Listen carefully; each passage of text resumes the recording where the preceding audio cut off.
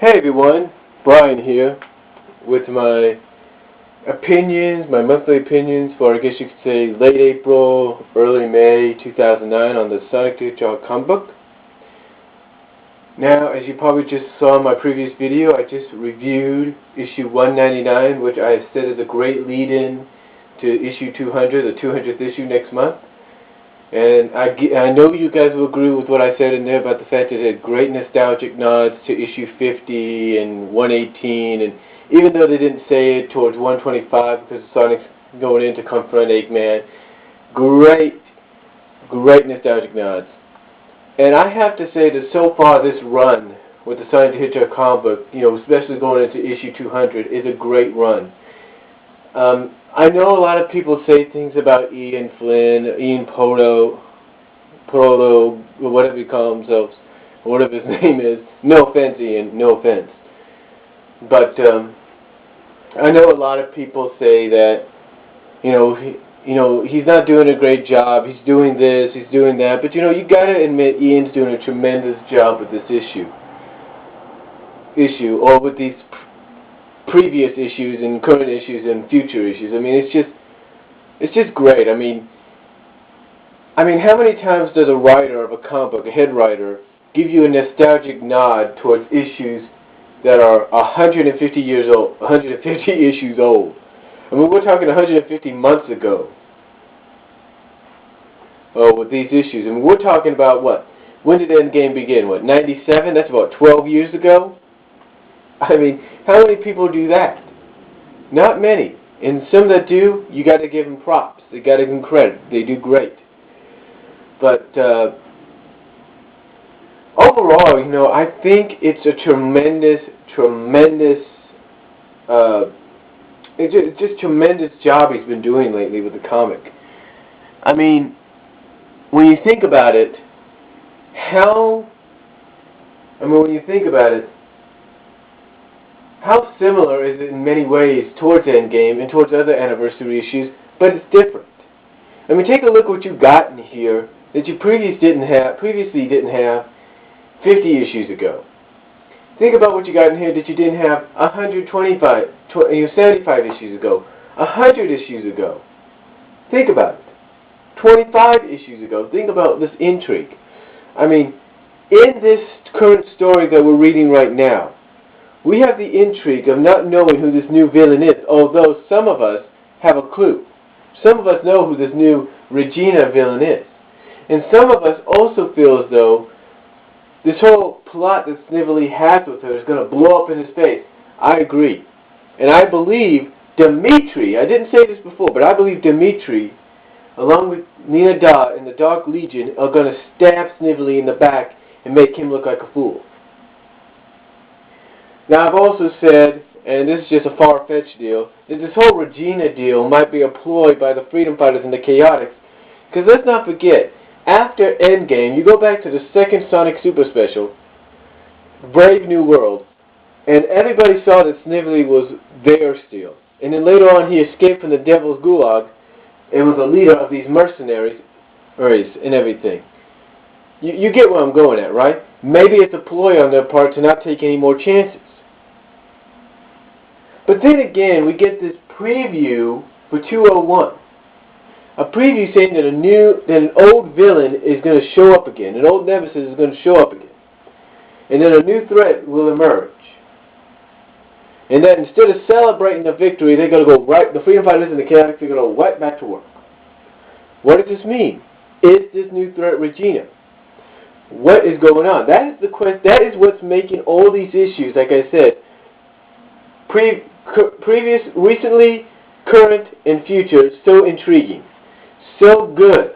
To the fact that Ian needs to be rewarded. If there was ever a Hall of Fame for comic book writers, Ian Flynn, if he ever was to go into something like that, has to have his own wing for what he did, for what he's doing with these very issues. And I'm not trying to kiss ass or anything on that, but I'm just saying that because it's the truth. It's the damn truth. He should have his own wing, should that ever happen. Like I said, I'm not kissing ass, but that's the damn truth. Yeah, I think some of you will agree with me, some of you may not. Now, as I also mentioned, in this issue that I got today, that a lot of you probably got weeks before, there's that little scene where Sally's telling Sonic to be careful, and she's basically launching herself at him. Now, a lot of people might say, "Oh, great, here we go again. Don't tell us." Well, I hate to be the bearer of bad news to those that don't like what they're about to hear, but this is a hint to me and to anybody else that supports that couple. This is a hint that those two will get together. However, there is a hint in a panel down below it of Amy kissing Sonic, but I think that's just at a fangirl support deal. I could be wrong. If anybody wants to agree with me, go ahead. Anybody doesn't, that's all right. But overall, I believe that one scene is a hint of things to come. Because think about it. Think about it. You got Sonic Universe out, which I believe is going to be a great issue. Oh, sorry about that. Sorry about that. I didn't mean for that to happen. Hold on. There we go. Sorry about that. But what I can say is a great comic book issue. It was a great comic book, no doubt about it, just by reading the first issue. But that is why Sonic Universe... But if you look at Sonic Universe, especially the one for Mobius 30 years later, I know some people say, oh, that's another alternate timeline, that's another world. True, but that alternate timeline and world is just a possibility of things to come. Now, I want to talk about that too. I want to talk about the Mobius Years Later story.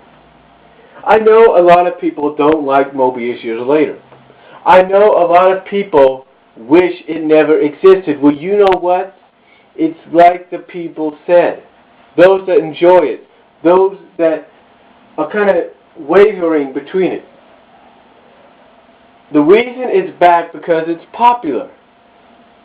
And the reason for Mobius 25 years later, the Mobius Years Later popularity is because it's intriguing. It makes you think. It makes you wonder, could this be it? Is this what we're looking at? If the comic continues up until maybe I'm 60 years old or something like that, is this what we're looking at for the future? Is this marriage between Sonic and Sally going to happen in the comics? Is Tails going to go with Mina? Is Knuckles and Julie still going to have a daughter? You see, it makes you think, makes you wonder if what you're reading in that storyline and what you're going to be reading again in a few months is exactly it.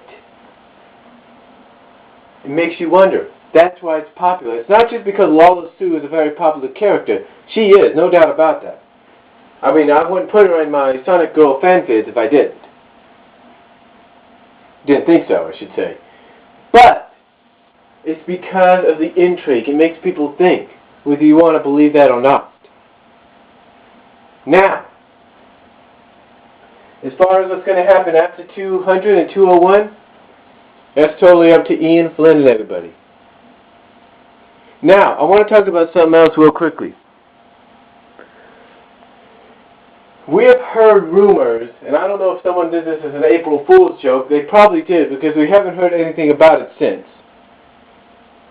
But someone, and like I said, I don't know if this is an April Fool's joke, but someone reported that Sonic SatAM, Adventures of Sonic, and Sonic Underground were going on Boomerrang, on the Boomerrang network. Well, apparently we haven't heard much about that anymore.